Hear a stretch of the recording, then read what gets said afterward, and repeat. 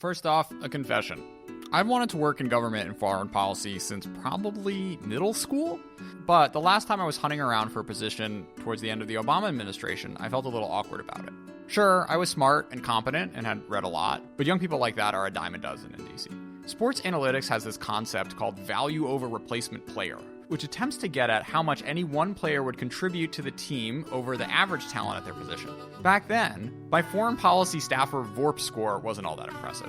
Fast forward 4 years later, and thanks to my experience in China and time making this podcast and newsletter, that's changed.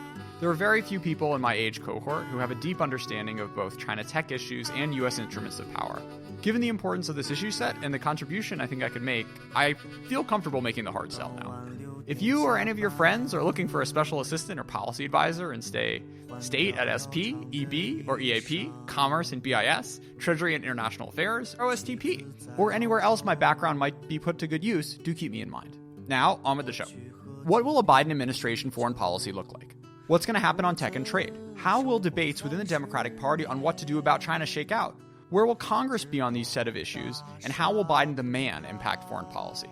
To discuss, we have on the person who's taught me the most about American politics, David Gordon, currently a senior advisor at IISS. Previously, he was my boss at the Eurasia Group, served as the director of policy planning under Condoleezza Rice at the State Department, and was acting chairman of the National Intelligence Council, among many other positions in a multi-decade career in the IC. January 2021, what is U.S.-China relations? So I think there's going to be a lot of overlap between a Trump administration, what they've done and been doing, and a Biden administration. So I think that, as is always the case in changes in administration, the tone often changes, the language often changes, but generally there is a lot of continuity. And I think this time around, there's going to be a lot of continuity on China, that in the U.S. in the last particularly 2.5 or 3 years, I think there has been a growing sense that a tougher China policy should be on the agenda. So while I think there was a lot of skepticism, certainly among Democrat foreign policy types around the trade war, there has been broad support among Democratic foreign policy analysts on the pushback on tech. So I think the pushback on tech will definitely continue. Now, where will it be located? Who will take the lead in all of this?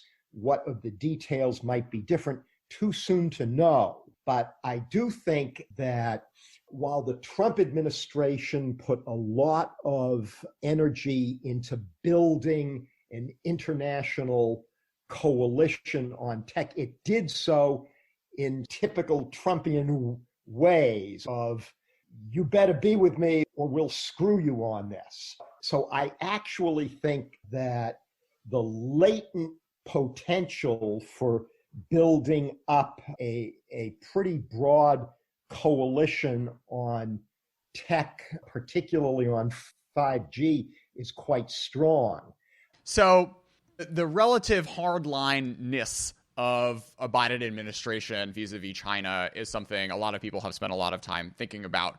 And so we have, I would say, leading the pack, the Eli Ratners of the world, who have been like most explicit maybe for the longest time, starting maybe early 2019, CNAS, my think tank affiliation, talking about the China challenge and America rising to it and what have you.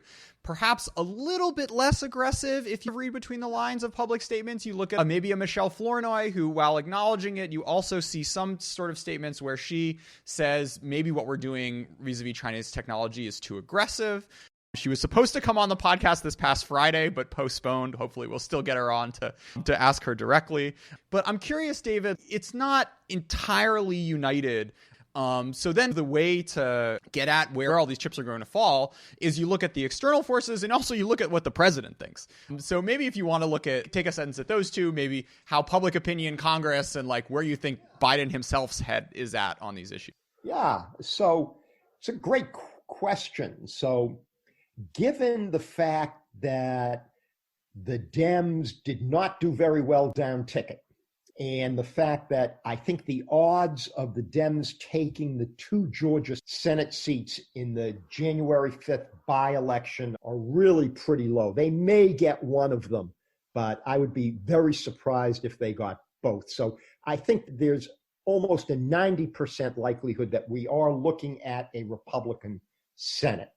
In that circumstance, I think one of the themes that is going to be pretty attractive to a Biden administration, both in policy terms and political terms, is emphasizing standing up to China. And that doesn't just have to do with tech, but I think tech will be at the very top of this, because Biden could very well cast many of his domestic programs, infrastructure development, rebuilding America, all of this, for which he's going to need Republican support.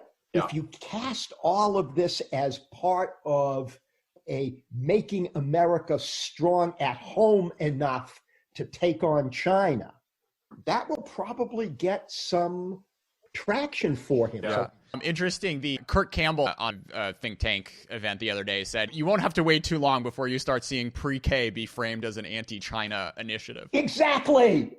No, I love it. Right. So I think so I completely agree with the sentiment behind it. I think the politics of this definitely leads to an increasing emphasis on this. So structurally, I would really highlight this, that a Biden presidency with a close Senate, but one that's still in Republican hands, really leads to a strong political incentive for him to go down that path. So I think that's going to be one really important factor. The second theme here is that, if you're Biden looking at a Trump foreign policy, there's a lot that you're going to set yourself against, particularly with alliances, climate change, and probably even trade to a substantial degree. But a couple of things you're going to want to build on, and one was the success that Trump had in putting together this coalition around tech, targeting Huawei, but focused on 5G. And the other one is the Gulf states making peace with Israel. So I do think that these are themes that will be built upon. I do think people are important. So I think it's pretty unlikely that Kurt Campbell is going to rejoin government, but I think it's extremely unlikely that Eli Ratner won't get something very important. And it almost certainly will have a lot to do with China. If you're really looking for a signal early that the Biden administration is going to be different from the Trump administration on China technology to a substantial degree, I think looking at, is Eli Ratner in the administration in a significant China role, will be one of your important signals. If the answer to that is no, then maybe that hypothesis could be correct. One of the things you raised was trade policy, which is going to be a really interesting thing for the Democrats to navigate. So on trade policy, so Biden has talked about unilaterally lifting tariffs. I don't think we're going to see much of that vis-a-vis China. He may do some unilateral lifting of tariffs with U.S. allies.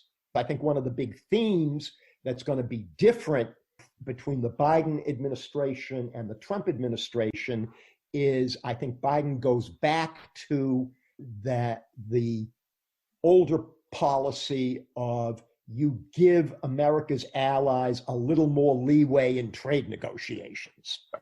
And Trump completely moved away from that. But the China piece is an interesting one. So I don't think he's going to unilaterally give up very much, if anything, on tariffs. On the other hand, I think he will want to engage China in a new set of negotiations on the trade side.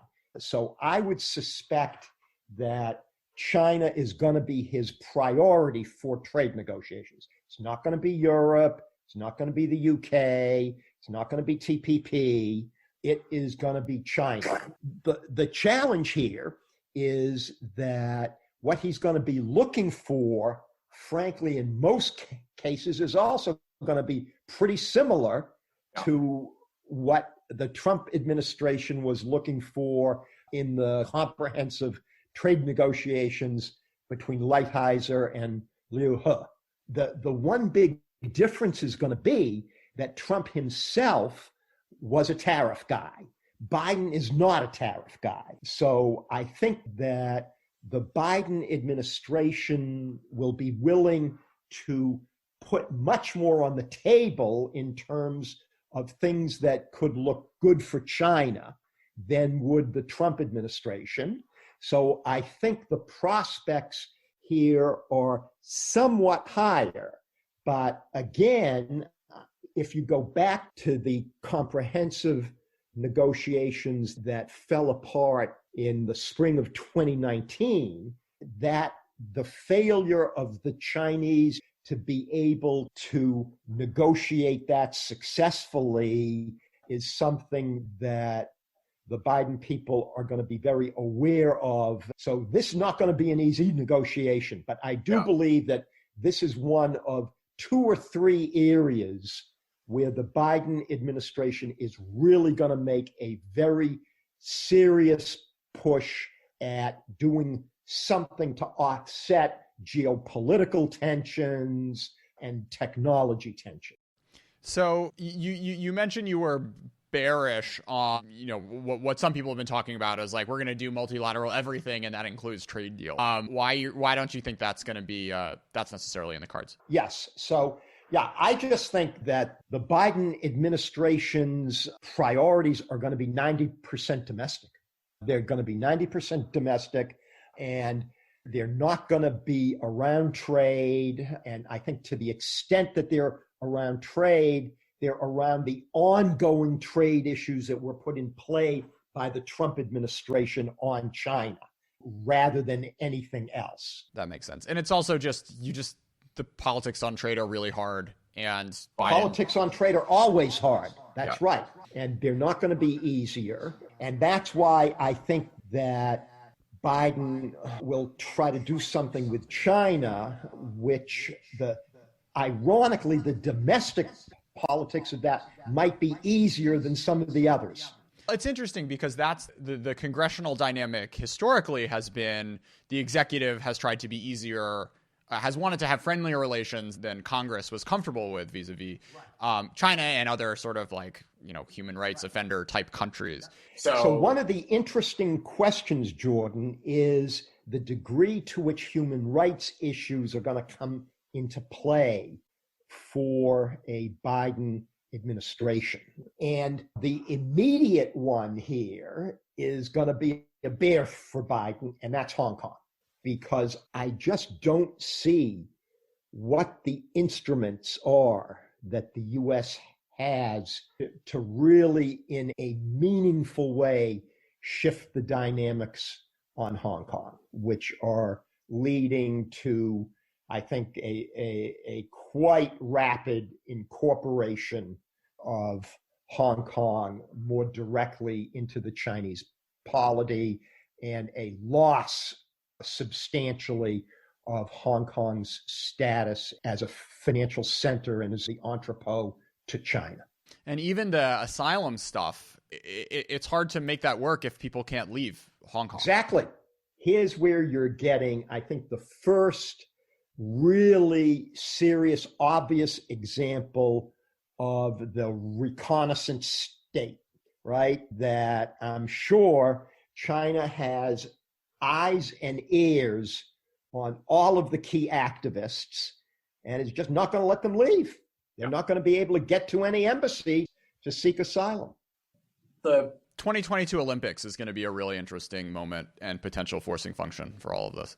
2022 Olympics is going to be very interesting. I visited the so they have half the stuff around the mountains, but they also have a complex in Beijing, and it's beautiful. They read of this whole like industrial era, and there are all these like repurposed factories, and it's much more walkable and not as like monumental and ugly as some of the 2008 stuff. So I don't know. I'm not going to be there, but I'm still, I don't know. It'll be 2 or 3 senators starting to talk about it, and I think as it gets closer, a lot of EU countries as well, you'll see movements. Oh yeah, I think this is going to be quite different from 2008. I was in government in 2008, and there was pressure on President Bush not to go and all of this, but he said this is such an important event for the Chinese people that the Chinese people would take it as an insult if I didn't go.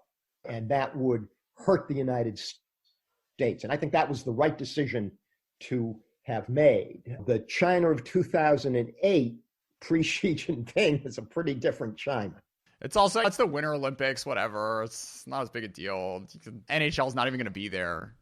Anyways, so coming to the repairing allies seems to be the theme. I'm curious to what extent you think that is even possible. What should they be doing? And how would you gauge the appetite of allied countries around the world for renewing what relationships used to look like? Yeah, so I think the appetite in Asia is very strong. So I think in Asia, particularly South Korea, that had a really rough time with the Trump administration, I think they're very keen to improve relations with the United States. I think in Japan, the enthusiasm around the U.S. alliance is probably stronger than it's ever been. And then you have the countries in Asia where China has dramatically misplayed its hand, and they're more active now and much more forcefully engaged and interested in alliance relationships. In that category, the 2 key countries, of course, are Australia and India. The Chinese move in the Himalayas has led to this dramatic and quite rapid shift in attitudes in India towards China, and conversely in attitudes towards much closer ties with the U.S. and other Asian U.S. allies. David, the app I was working on in China got banned in India, tragically. Yeah. It's just the tip of the iceberg. It's the tip of the iceberg, yeah. So India has moved really rapidly to seek much more closer security ties with the U.S. Now, there's still, I think, the long-standing Indian opposition to formal alliances remains in place.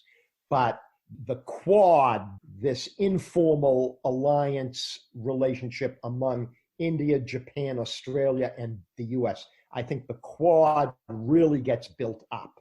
And I see the Indians here are critical. They're a major military power, and they're a military power that historically always saw itself as an independent actor. And I think that the Indian Navy has long been ahead of the curve here, seeing its long-term relationships with the West and with U.S. allies. But I think the whole of the Indian security establishment is now making that shift. That's really significant. If you look at defense spending in Asia, if you add India to all of the other U.S. allies in Asia, the joint defense spending there is pretty parallel to what China spends on defense. So this notion of the inability to build an effective, balancing defensive coalition, I think is wrong. I think we can and will build that. particularly if the U.S.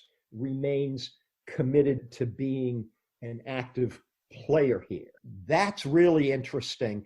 The issue I think that's going to come to the fore sooner rather than later, and the big, I think, challenge in Asia is going to be Taiwan, because I do believe that China is getting much more serious about the need for a military action to take Taiwan. I think the fact that they have been willing to move so far, so fast in Hong Kong signals that they're really giving up on the theme of one country, two systems. When Deng Xiaoping articulated that concept, he was articulating it not just for Hong Kong, but also for Taiwan.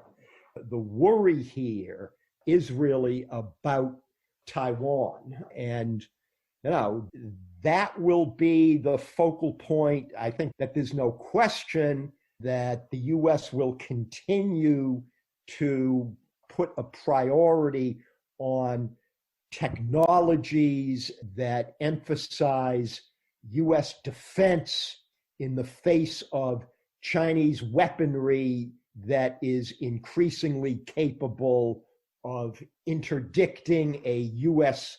force that is moving from U.S. bases in the Pacific to engage more actively in a Taiwan defense.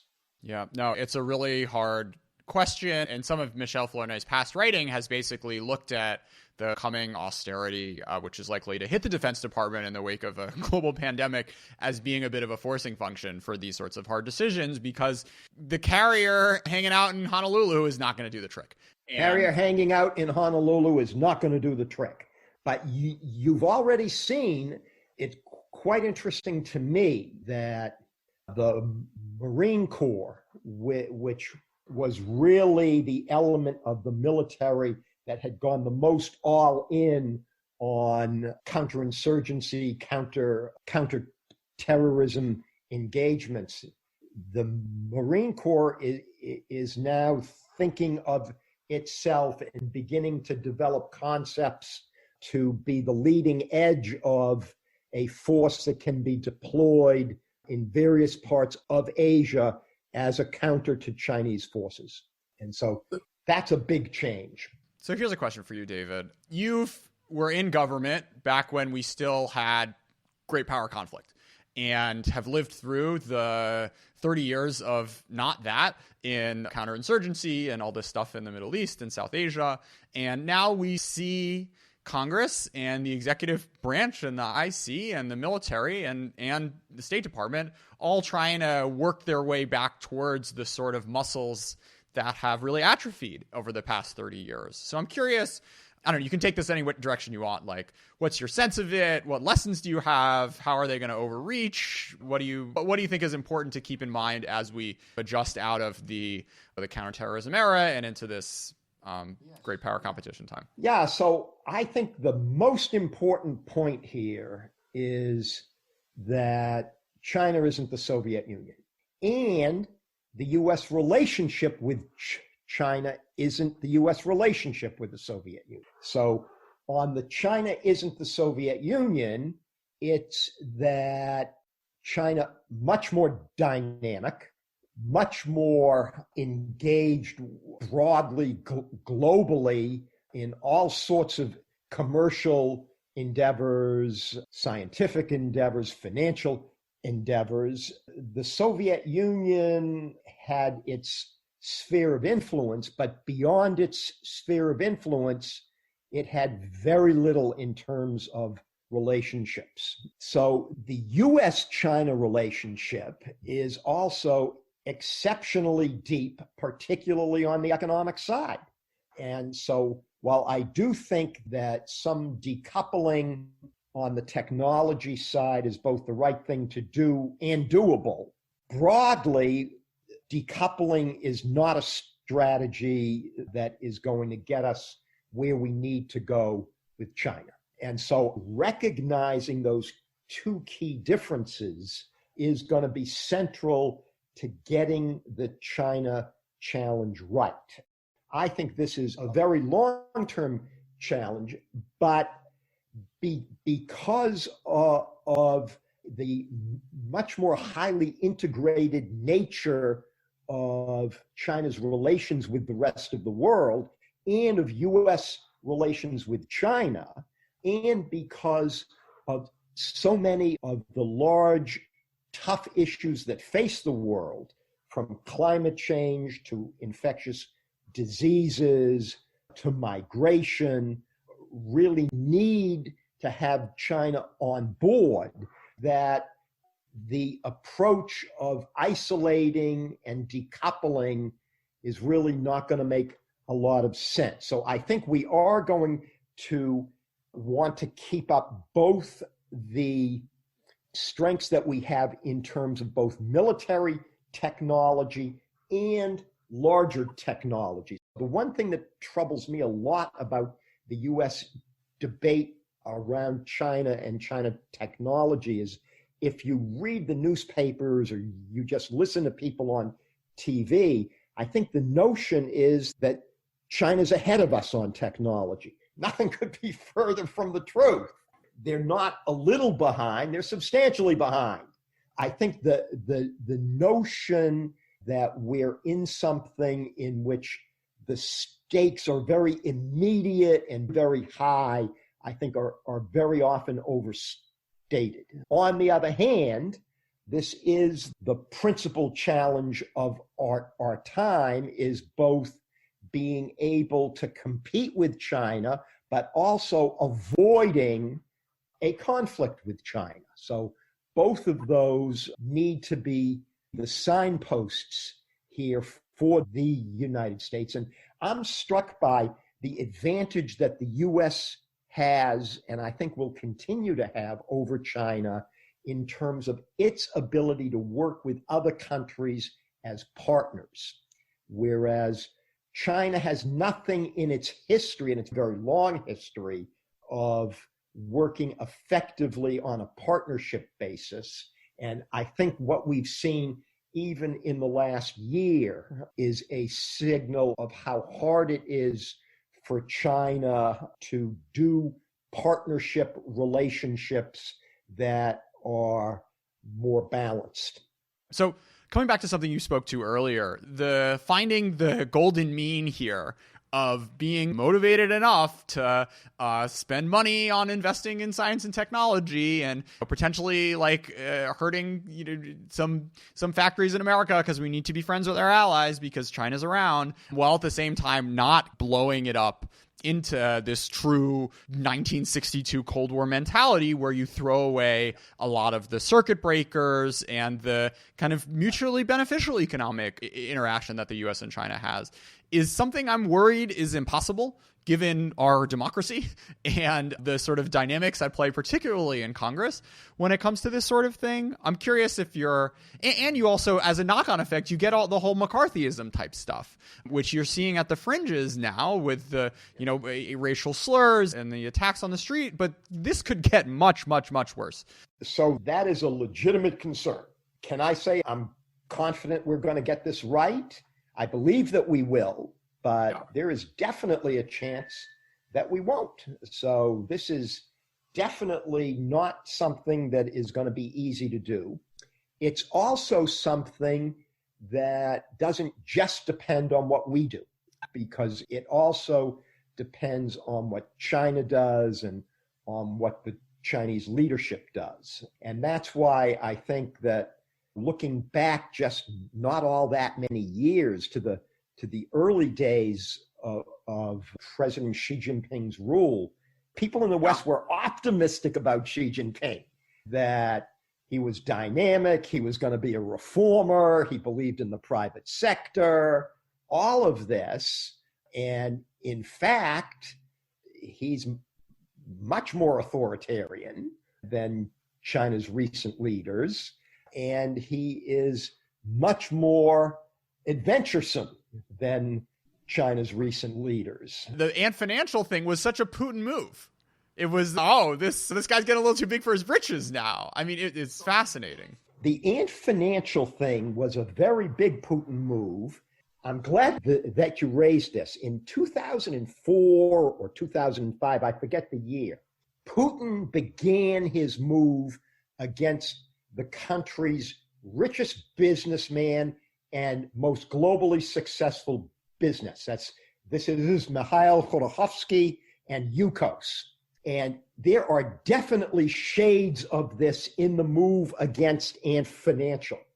25 years later, there isn't a single Russian company that has the global presence and the global reputation that Yukos had. So not only did Putin destroy China's biggest and most promising company, there hasn't begun to be a competitor to that. And I think the Ant Financial thing is so interesting because it really raises this interesting tension. In 2015 and 2016, Jordan, President Xi moved to really limit the potential for all sorts of Chinese businesses to invest in the West and other parts of the world and to move money back to China. But at that point, he was promoting the growth of the big technology companies. But now the big technology companies are huge players on their own. But if you're thinking about a company whose international deployment and success would redound the most to China's strategic benefit, I think Ant Financial might even be ahead of Huawei because they're involved in payment systems. And in high-tech payment systems, China's very interested in being able to weaken the leverage of U.S. dominance of the formal financial system and formal financial instruments in the world. Taking Alipay global, you would think that would be the way to do it, except it involves allowing a private company to get very big and very strong. It will be really interesting to see if there ever is an Ant IPO. If I had to place my money now, I don't think it'll ever happen. It's a fascinating relationship he has with these people. I'm sure he's not like a particularly big personal fan of the new generation as well, but there's also, I think, in the cohort younger than Ma Yun, no one who's willing to do the sort of thing that he did in terms of having the gumption to use his own words against him in that speech and do it in such a sort of charismatic way. I think that sort of the rest of the cohort of the up-and-coming billionaires, even though most of them in their hearts, they've spent more time. Ma Yun is one of the first people to spend time in the West who became a billionaire, but a lot of the other billionaires have worked at Microsoft and, gone to UC Berkeley to get their CS master's degree. Maybe it's a bit of a generational thing, and it's also seeing enough people's heads lopped off to understand that this is just not a game they're interested in playing. And to watch the sort of demonstration effect of this will be a fascinating story to follow. I want to come back to Biden as a person. You've been watching him 40 years, let's say, multiple decades.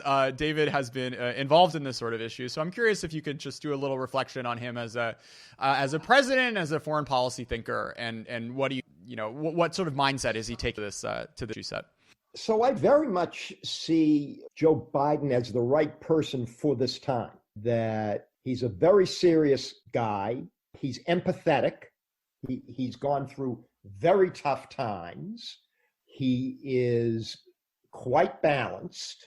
And I think importantly, he is somebody who can both build the kind of domestic trust and domestic alliances that he will need, and he will be good at foreign policy and foreign affairs.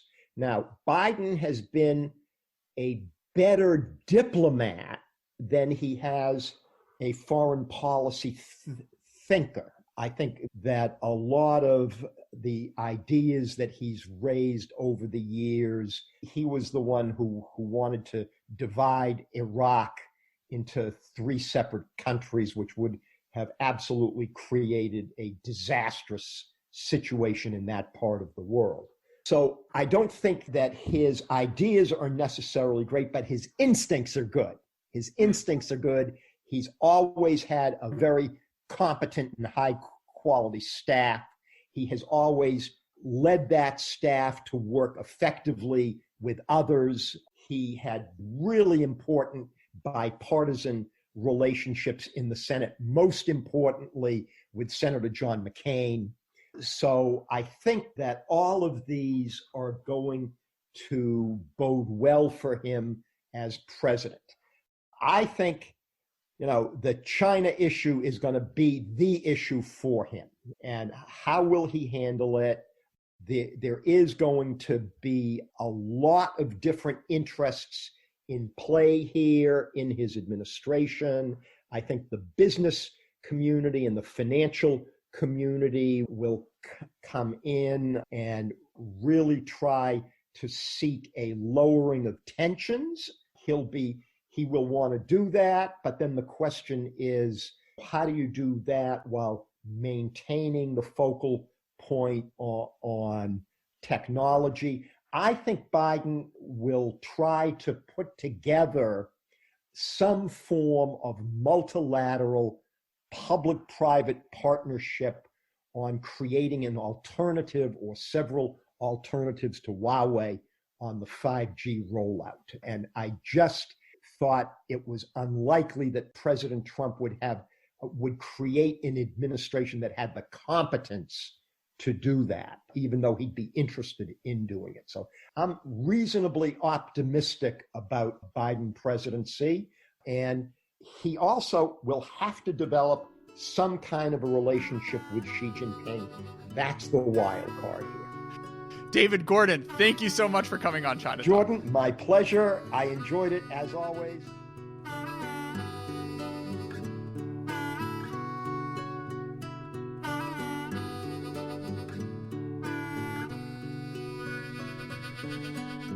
傍晚6点下班，换掉要长的衣裳，妻子在澳洲，我去喝几瓶啤酒，如此生活30年，直到大厦崩塌，云层深处的黑暗啊，淹没心底的景观。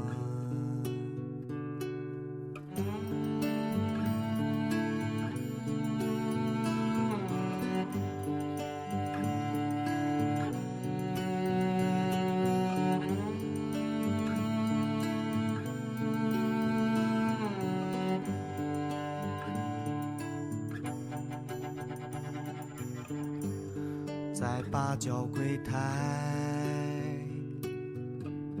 疯狂的人民商场，用1张假钞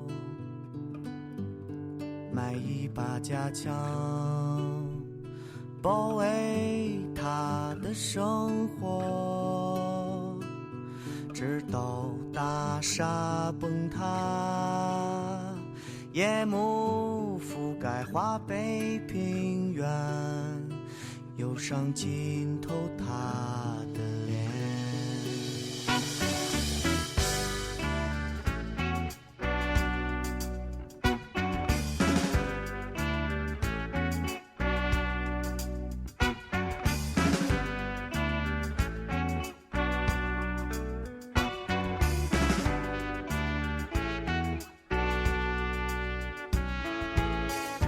河北师大附中，乒乓少年背向我，沉默的注视，